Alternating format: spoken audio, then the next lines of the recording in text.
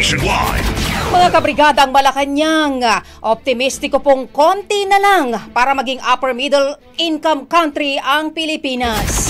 Brigada Maricar Sargan, ibrigada mo! Brigada Live Report. Ikinalugod ng Malacanang ang ulat na malapit nang maabot ng Pilipinas ang upper middle income threshold. Ayon kay Palace Press Officer Claire Castro, patunay ito ng patuloy na pagsisikap ng administrasyon na mapaunlad ang ekonomiya sa kabila ng mga hamon. Tiniyak ng Malacanang na posibleng makamit ng bansa ang upper middle income status ngayong taon, lalo $26 na lamang ang kulang upang maabot ang pamantayan. Gayunpaman, opisyal na makukumpirma ang estado ng bansa sa susunod na taon pa o July 2026 kapag nailabas na ang datos.